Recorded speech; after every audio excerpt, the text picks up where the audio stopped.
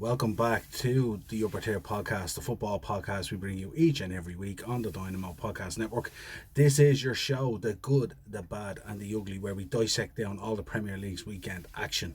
Starting off with the results, of course. Man United 1, Everton 1, Burnley 0, Norwich 0, Chelsea 3, Southampton 1, Leeds 1, Watford 0, Wolves 2, Newcastle 1, Brighton 0, Arsenal 0, Palace 2, Leicester 2, Spurs 2, Villa 1, West Ham 1, Brentford 2, and Liverpool 2-all with Man City rounding out the weekend on Super Sunday.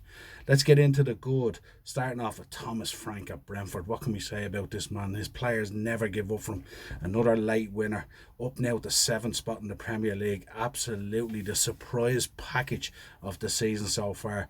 Absolutely shown all those other promoted teams the way to go. Fantastic result at West Ham. Incredible. Now, what more can we say about him? I mean, players that he has there, and Mbumbo came back in and scored a fucking cracking goal. Let's move on. Norwich. We've put Norwich in the good this week because they've picked up their first point of the season, but still way off the pace. But I mean, you have to start somewhere, and I'm sure Daniel Farke will be happy that he picked up a point. They're off and running now after picking up that point, but they still have a long way to go. They're way off the pace, and they need a lot more to survive this season. Chelsea back to winning ways with Thomas Tuchel. Timo Werner getting scoring back on the score sheet.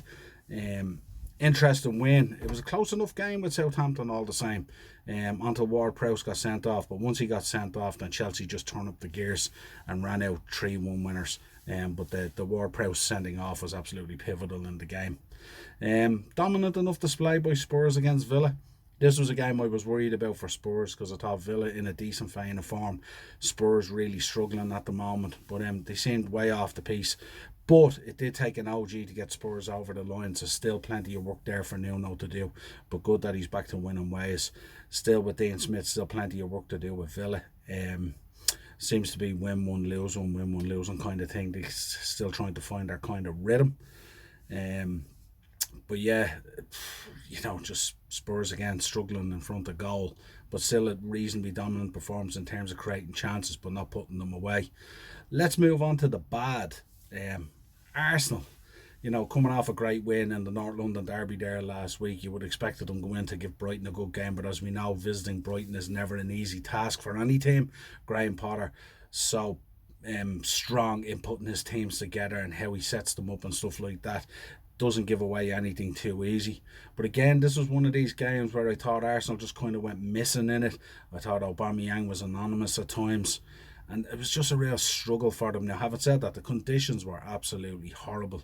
If you remember back to Saturday evening, it was just an absolute thunderdown of a rainfest, really, you know what I mean? So it didn't make playing conditions very easy, but still you would expect Arsenal, who are coming off the back of 3 wins, and especially the big win, the dominant win in the North London derby, to go and maybe continue that form at Brighton. But as always, Potter stands up to these bigger teams and always takes points.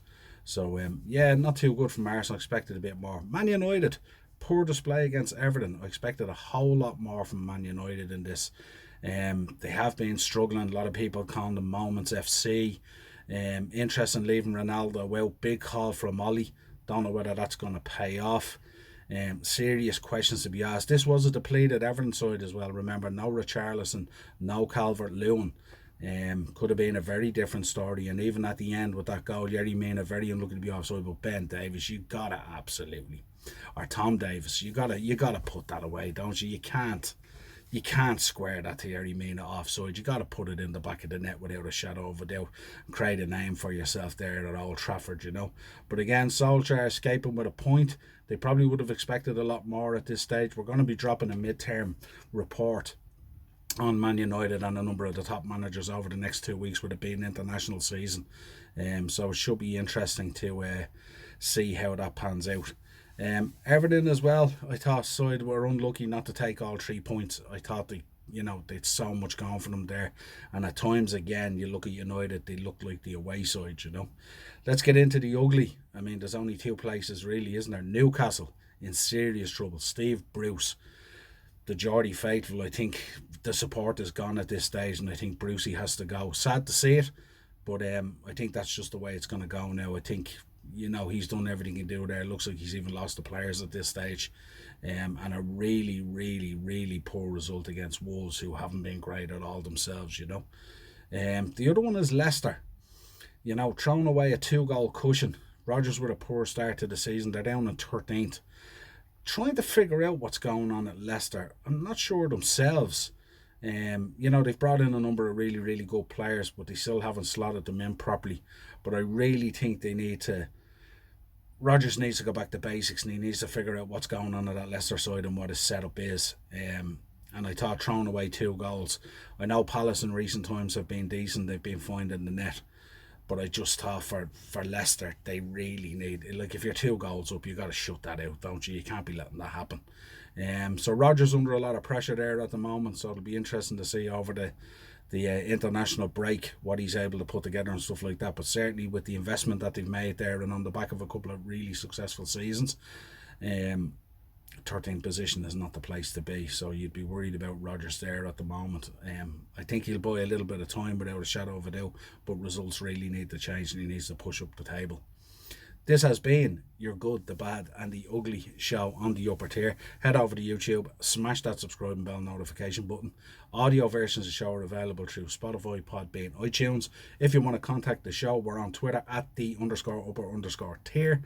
You'll get us on Facebook and Instagram, the upper tier. And we will talk to you again after the international break.